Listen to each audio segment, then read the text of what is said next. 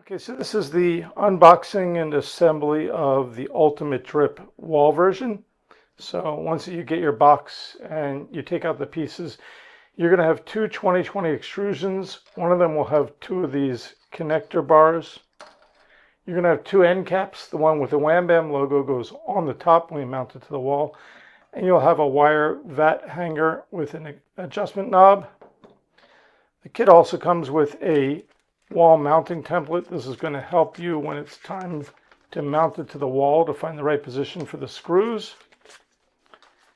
There's a little bubble level in case you don't have one. Comes with the bubble level. Has a set of wall lugs and screws. And then you also get a nice Wham Bam sticker,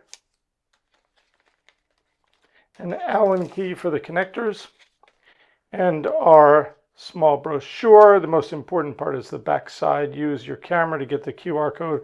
That'll bring you to these kind of installation instructions and our support page.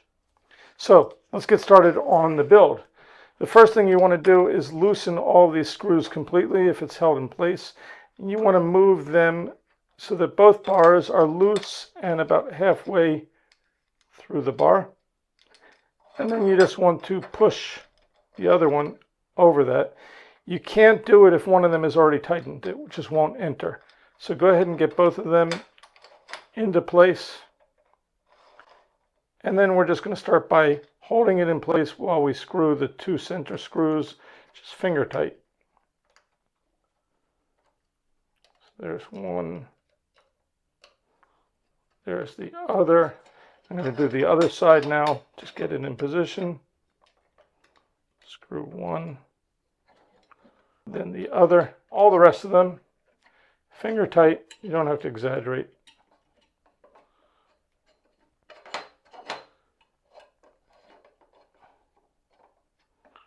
Okay. After that, your wire vat hanger goes over the top. We kind of recommend with the connector in the front, that way the set screw has a free passage, but if you want to make it really aesthetic and have that on the side, it's just fine. You're just going to have to back out the nut to get over the connector. I'm going to mount it in our recommended orientation. Just back out the screw. There we go. And it's ready to mount to the wall. So the tools we're going to need to be able to install this on the wall, once again, we're going to need our mounting template.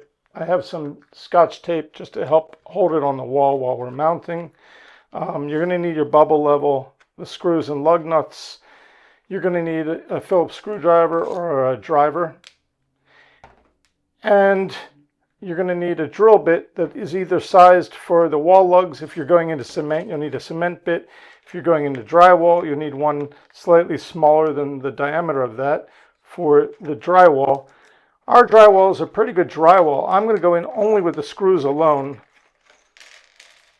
So I chose a pilot hole which is smaller than the diameter of the shaft of the screw. So that's how I chose the size of the drill tip.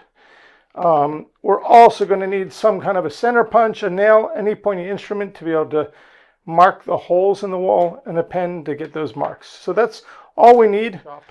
We take our template. I put a little piece of Scotch tape at the top, and we gave a recommended height. You could hang it at whatever height you like.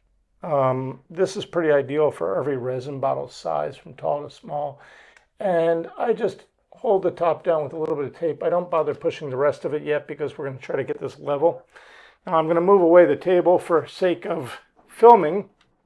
And you could either use our supplied bubble level, or since I have my own giant level, I'm going to go ahead and put this on here. Good. I'm going to tape it sloppily at the bottom, and I'm probably going to slap a little more tape on here. It would have been probably easier with two people, but I think it's just fine. Burnish the top down. I might double check the level one time to be sure that I got it right. So let me just put this on the center line. There's a center line right on the drawing. So once that's level,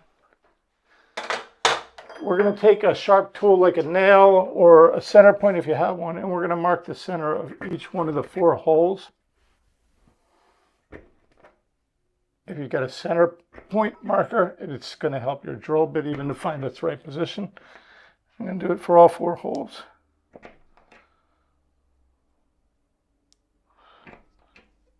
One thing I do recommend when you're done is leaving the bottom tape on there while you take off the top to make sure you can see those marks and you know where they are. You might want to go back with a pen and redesign those marks. So let me pull off the top. So let hang. Those are very clear. All 4 were really good. So I don't even have to remark those.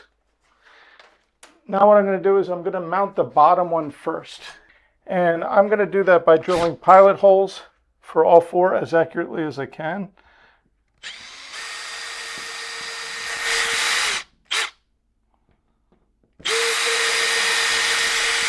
Center punch surely helps us a lot. Like I said, I'm installing on pretty good drywall, so I'm not even using the lugs. That's your choice. The lugs will give you an assured extra hold. Now I'm going to take 4 drywall screws in this case. 1,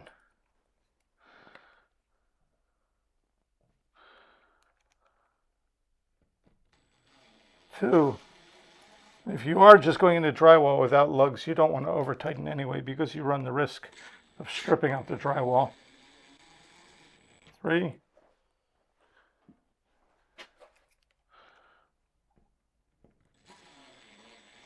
4. There we go. Now we mounted the bottom.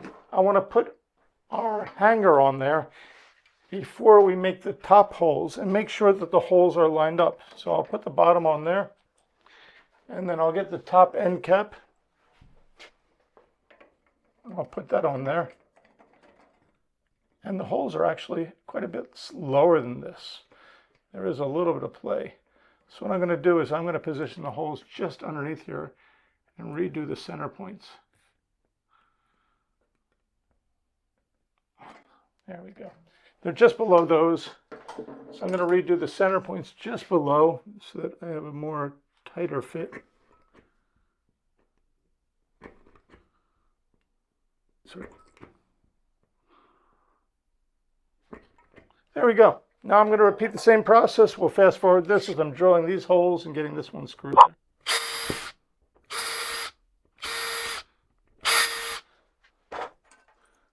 You have to remember to mount this on there before you screw it together, or you're going to wind up unscrewing it just to get the thing assembled.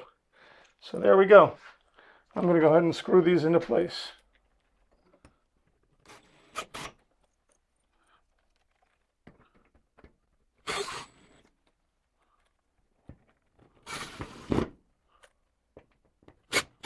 That's all there is to it.